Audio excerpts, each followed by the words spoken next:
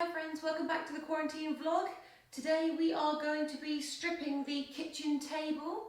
We can't do any more work on the staircase at the moment, and so I'm going to be working on this temporarily. It's currently got a chalk paint on it, but the problem with the chalk paint is that it absorbs every single stain, mark, anything straight into it, and it's also beginning to chip around the corners.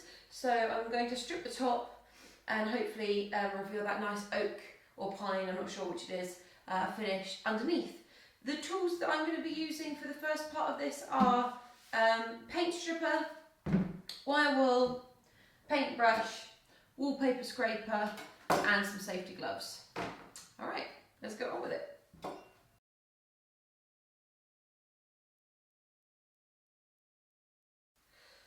Alright, so that is the table covered in the paint stripper. Unfortunately, I've now run out of the paint stripper, so I'm not really convinced that this is going to be enough to really strip the table. And if it doesn't, then I'll have to use some of my solvent stripper instead. I'm using this as a first pass because it's water-based, so although it isn't as effective or as fast working, it doesn't smell as bad and the fumes aren't strong at all. So we'll have to wait and see.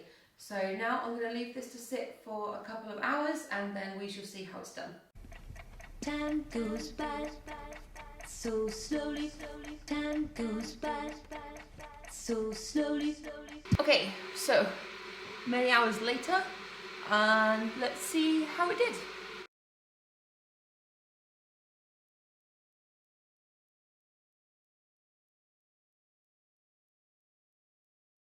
As you can see,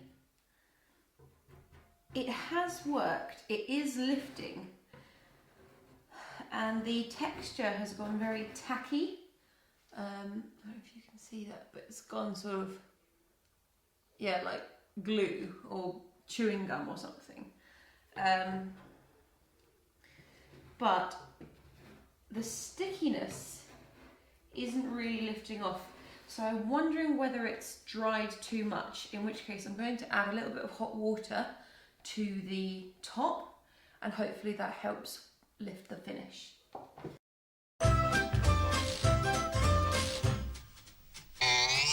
Right, said Fred, both of us together, one each end and steady as we go. Tried to shift it, couldn't even lift it, we was getting nowhere, and so we... So even with 2 hours of leaving it to sit, I think that ultimately there just wasn't enough product left over to really make an effect on the finish. So as you can see, it's sort of come out. This is how much we've actually managed to get off. But for the table as a whole, there's still an awful lot left on there. So I think it's time to have a go with a solvent stripper. So the stripper that I'm using is Ron Seal's garden furniture stripper. So you need the stripper, protective gloves, and a paintbrush that you don't mind getting ruined. And right, said Fred, give a shout for Charlie, up comes Charlie from the floor below. After straining, even and complaining, we was getting nowhere, and so we had a cup of tea. Left it to sit for half an hour. Let's see how it did.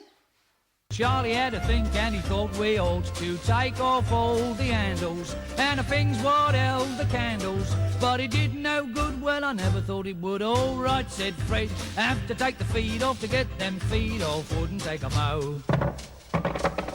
Took its feet off, even took the seat off, should have got us somewhere, but no. So Fred said, let's have another cup of tea, and we said, righto.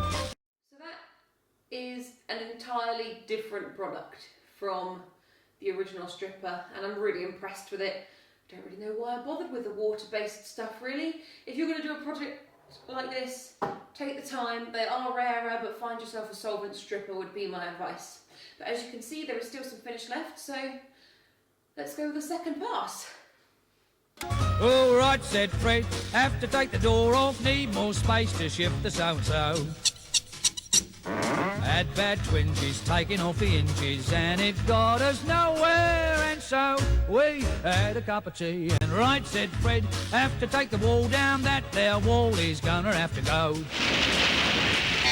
Took the wall down, even with it all down, we was getting nowhere. And so we had a cup of tea, and Charlie had a think, and he said, look Fred, I got a sort of feeling, if we remove the ceiling with a rope or two, we could drop the bladder through. All right, said Fred, climbing up a ladder with his crowbar, gave a mighty blow.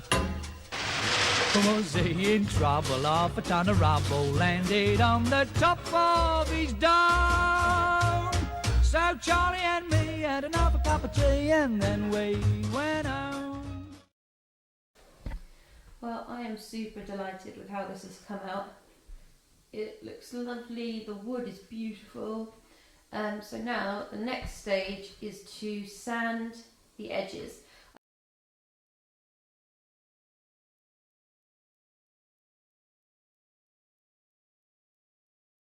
So we've now done all the sides with 80 grit sandpaper, so all of the chalk paint has been removed, and the final thing to do today is to go over the entire surface, once again, the top and the sides with 80 grit and then 120 grit, and then we're going to neutralise the surface with methylated spirits. Poem writer, I will express this if I'm able. I love you like a table.